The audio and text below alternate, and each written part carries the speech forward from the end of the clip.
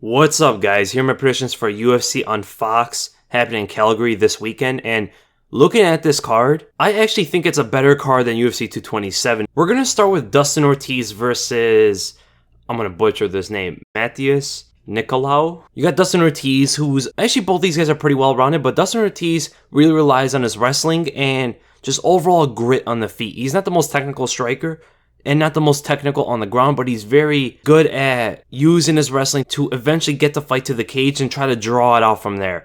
He does have pretty good power, like you saw in his fight against Hector Sandoval, the fastest knockout in flyweight history, I believe, in 13 seconds. But then again, it was a wild exchange. The only thing I can see Ortiz giving Nicolau some problems is in the wrestling. Everywhere else, I see Nicolau having the advantage. I see him having the long range striking. He's very good at using that movement to set up his kicks. He has bigger power than Ortiz, I believe, and he's much more precise with everything. Defensively responsible, where Ortiz is not so much. We have seen Ortiz get caught multiple times. You saw him against Brendan Moreno get head kicked. He got clipped a couple times, even against Hector Sandoval. And these guys are nowhere near as precise or as lethal as Nicolau is. Nicolau can sometimes take this karate stance like you saw in The Ultimate Fighter, but he's also very adept in Muay Thai. He's good in the close range, he's good at setting up combinations, amazing leg kicks, and even if he gets taken down, he is extremely dangerous off his back. Very good submissions and good scrambling ability, and no one's really able to hold this guy down that long. Then again, Ortiz is the best wrestler Nicolau's ever fought before, but then again, Nicolau has this striking and BJJ style that Ortiz has never fought against before. So my prediction for this fight, I'm going to go with Nicolau. I'm going to go by a decision. I could see a late TKO, but I ultimately see him picking his shots down the middle, exiting on the wild strikes of Ortiz. If Ortiz gets too wild on the feet, throws out too many looping punches, I can see him getting dropped by Nicolau with straight shots down the middle or even a head kick setup. And then we go to Alex Hernandez versus Olivier Aubin Mercier. Now, this is actually a very close fight. And to be honest, these two guys fight very similar. Young guys, both grapplers primarily, who have big power on the feet. They throw heavy punches, but they're not the most technical strikers. They love the body lock. Aubin Mercier loves the double leg, especially when he drives it to the cage. I would say Hernandez is a better wrestler, where Aubin Mercier is a better grappler. He's a better BJJ fighter. On the feet, it gets very interesting.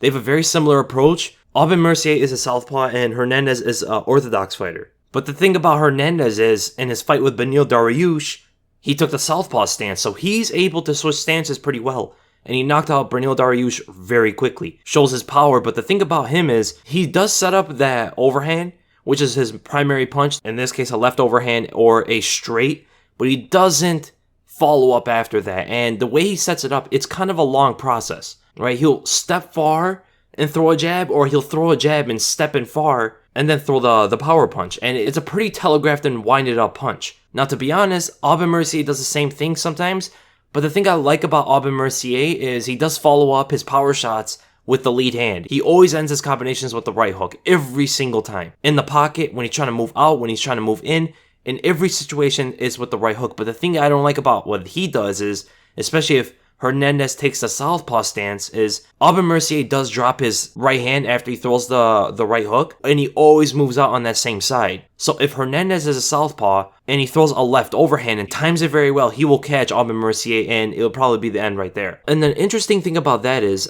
I think Hernandez is a natural orthodox fighter, which means his right hand is his dominant hand. I could be wrong there, because even with his left overhand, it was very powerful. But if they're in opposite stances, it's going to really play into the whole grappling and takedown game. And they both have long stances. So that's going to be interesting if they try to go for single legs on each other and try to get it on the ground. I think if it stays on the ground, I think Aubin Mercier is going to have an advantage. But Hernandez is no stranger on the ground. He has very good submissions as well. So my prediction for this fight, this is a very tough fight to call. One of the hardest fights to call in the entire card. I'm going to have to go with Aubin Mercier. I'm going to have to go with the experience. I think Hernandez explodes a little bit too much. I think he's a little too eager sometimes. Prematurely tries to look for finishes, it seems like. And Aubin Mercier is a very tough fighter. He understands how it is in the octagon a lot more. He understands how to be under pressure more than Hernandez does. And I think eventually he could get a submission. So I'm going to go with Aubin Mercier. And I'm going to go by a second or third round submission. I could see this going the distance.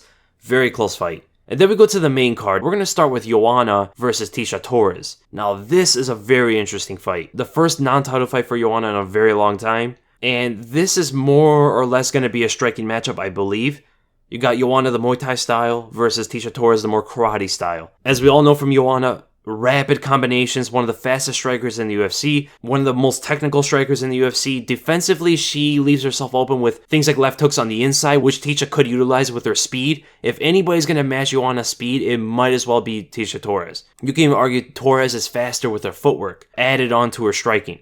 But in terms of just sheer speed through her punches, it's probably Joanna. And Joanna is a lot longer than Tecia Torres. This is the biggest fighter Torres has fought in a while. Joanna has an amazing jab, one of the best jabs I've seen in the UFC. She's an amazing 1-2, amazing straight right hand, amazing uppercut as well, like you saw against Claudia. And her left hook as she fades to the left is also there, and that's very defensively responsible. I love seeing that. And her kicks are there as well. She has good head kicks, excellent leg kicks, teeps as well, front kicks to the face. She doesn't usually just throw them naked like that. She actually sets them up pretty well, like you saw against Jessica Andrade, right? Good with throwing the jab and then the high kick and stuff like that. And against someone as short as Torres, those head kicks are going to be a problem. And the jab's added into that. And Tecia has been talking about that she is the better wrestler than Joanna, but then again, who was able to take on Joanna and keep her down? The last time I've ever seen Joanna get held down was against Claudia in their first fight, right? Even in the rematch, though, Claudia could not hold her down. She was able to take her down, but she couldn't hold her down at all. And Joanna's takedown defense is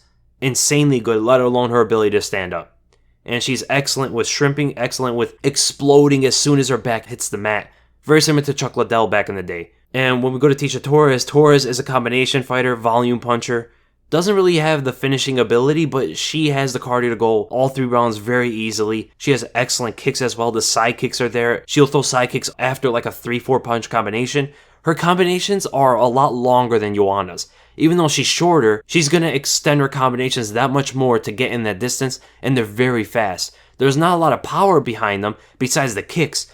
The punches aren't the most powerful, but then she uses that to close the distance so she can eventually land that kick on the inside. And opponents like to get away from her as she's blitzing down and then get in range of her kicks. So that is something that's going to be pretty interesting to see against Joanna. And Tecia, like I said, she's going to have faster footwork than Joanna. She's going to be able to get in that distance faster than anyone Joanna's ever fought. People say Rose Namajunas, but Rose is not extremely fast. It's very smooth, and the timing is so off. She changes her tempo with her footwork all the time. Tecia is just blitz, really quick blitzing. And the place I can see Tecia having a lot of success is right on the inside. If she can blitz in on Joanna past that jab, which is going to be a pretty hard thing to do, well, actually it's going to be the kicks, and then behind the kicks it's going to be the jab. If she can get past that by moving her head, don't run in straight forward like she usually does, she can really get to work on Joanna. Because Joanna has this tendency of extending her arms on the inside when people get too close to her, because she is usually the longer fighter and she loves to keep distance, and we've seen it time and time again against Andrade, against Claudia, against Rose. She extends her arms forward and people catch her because of this, right? And that is something Tecia can really be successful in. So my prediction for this fight, I'm going to go with Joanna.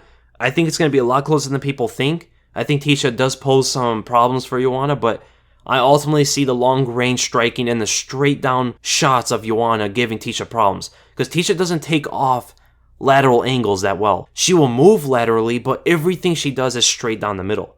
And that's where all Joanna's strikes go. I see her running into a lot of things and not really catching Joanna. I'm going to go with Joanna. I'm going to go by a decision. Then we go to the co-main event, and to be honest, this is the fight I'm most looking forward to in the entire card.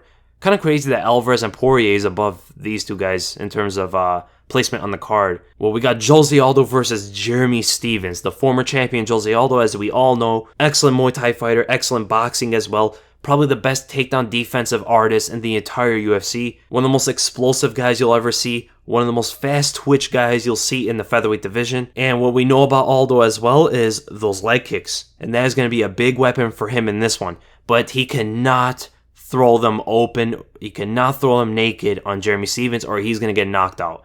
Guarantee it. If he doesn't set them up, he will get knocked out for it. Jeremy Stephens will be willing to take one to land one of those big shots over the top, and all those chin, I will argue, is not the same as it used to be. After some of those punishing defeats against Conor McGregor and the 2 fights against Max Holloway and Jeremy Stephens hits just as hard, if not harder, than both those guys. I know some people argue me Conor hits harder, but with sheer power, not precision, with sheer just force and speed behind their punches, I think Stephens might hit harder than the other two. Whereas Conor's a lot more precise with his shot placement. Jeremy Stephens will rattle you wherever he hits you. And Aldo has an amazing check left hook, amazing just left hook in general, and as we saw with the Carl Lamas fight, he was setting up those leg kicks with the left hook, worked every single time, and that is something he's going to have to do in this one. He's going to have to fire down those jabs and look to counter Stephens. Right, Stephens is going to be coming right at him. Aldo's going to have a major speed advantage in this one. He is much better with throwing shots down the middle, very fast with the jab, very fast with the straight right hand, very fast left hook, and his left hook isn't usually looping, but sometimes it will get there when he gets a little bit tired. And that is another thing coming into this one. This is a 3-round fight, so this is going to favor Aldo a lot more, but Aldo still has shown to fade inside that 3rd round. And that's where his strikes get a lot more looping, a lot more wild, and that's when Stephens is going to capitalize. No one's going to get taken down in this one, especially Aldo. I don't think Stephens will, but Aldo has shown to have an underrated takedown game, especially with his blast double legs like you saw against Korean Zombie. Those could work against Stephens, but I just don't see it. Maybe if Aldo gives him some looks on the feet, fakes some stuff on the feet, goes for the takedown out of nowhere, then he could probably surprise Stephens. And then we go to Jeremy Stephens, just a brawler. He doesn't really have a traditional style. He has excellent kicks as well. He will throw leg kicks at Aldo, I guarantee that. He's going to be longer than Aldo. He's going to have that jab, long range jab to set up his right hand, but sometimes he does throw his shots a little bit too open and a little bit too wide. Actually, a lot too wide sometimes, and he can get caught for that down the middle, but Stephens has an amazing chin, and he will be willing to take one and give one, because he knows if that exchange happens, if he takes one and he knows he can give one right after that, he's going to win the battle every single time. He's never fought a guy as fast as Aldo, so this is going to be very tricky for Stephens. He doesn't want to waste any shots. He doesn't want to waste any opportunities because he will be pressuring forward like he always does, and if he just starts winging punches out there at Aldo and starts missing, it's only going to discourage him or it's going to encourage Aldo. I have a feeling we're going to see the Aldo that fought Frankie Edgar in the rematch, something similar to that, maybe with some takedown threats, because that Aldo was the elusive counter-striking Aldo, evading the big shots, evading the takedowns of Frankie. I see a similar thing happening in this one. I don't think he's going to go straight at Stephens. I think Aldo's a little bit too experienced to do that. So my prediction for this fight, this is a tough one to call because of Stephens' power. You can never count that out, even if he's getting outworked, even if he's getting out-techniqued, I guess, which is not really a word, but even if he's getting beat to the punch or Aldo's showing to be the more skilled fighter, that power can just change everything.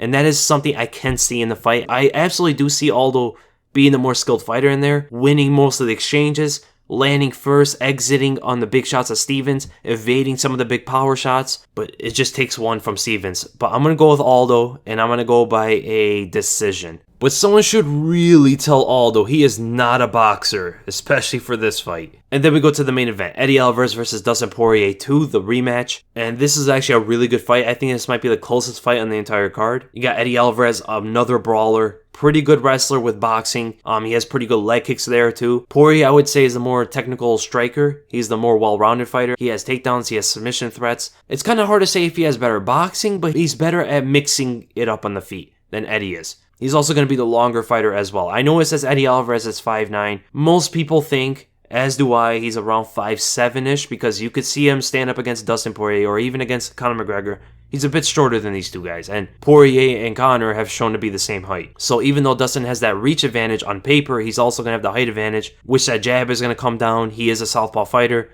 He has a straight left hand on the outside foot of Eddie Alvarez, but Alvarez will throw that left hook, which is going to be dangerous for Dustin Poirier. But the real fight starts as soon as Alvarez gets tagged. Because I think before that, I see Dustin Poirier going to town, I guess, on Eddie Alvarez. Just landing his shots, picking him apart from the distance, backing up Alvarez after a power shot lands. And I see Eddie just trying to get in that distance. But Eddie has developed this body shot game, like you saw against Justin Gaethje, which can absolutely work on Dustin Poirier. Get in the distance behind a jab or something, slip one of those long-range shots, and then ripping up body shots and getting in the distance through that. That is a new wrinkle in Eddie's game that I think he can use on Dustin Poirier, as well as trying to chop down the legs. Don't go headhunting at Poirier as much as you did in the first one.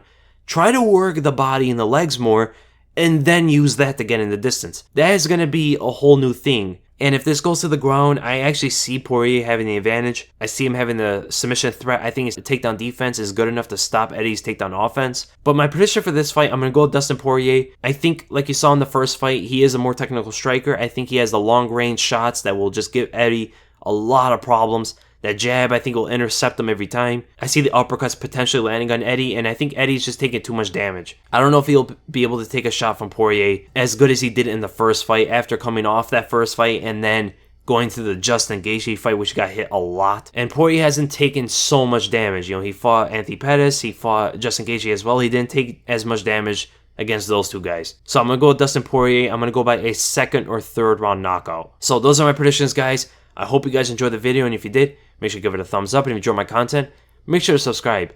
Also, leave a comment below. What are your guys' predictions and why, and who are you guys really confident in winning in this entire card? Next week will be my podcast. It's going to be on Thursday. I'm going to remind you guys again, it's going to be on Thursday, and then it's going to come back to its regular schedule. And I know I've been saying that I was going to get out the Paulo Costa versus Uriah Hall breakdown. Now, I'm thinking about scratching that because it just doesn't seem like the most relevant thing to break down right now. I know a lot of you guys have been asking me to break down John Jones and Gustafsson, which is something I'm actually more excited to do. And everything's moving so fast, the cards are moving so quick, so I don't think it's the most relevant thing right now. So unless you guys still want it, if you guys really want that Paulo Costa versus Uriah Hall breakdown, I'll be more than happy to do it, but it just doesn't seem like everybody's too looking forward to that specific breakdown. So again, thank you guys so much for watching, and I'll see you in the next video.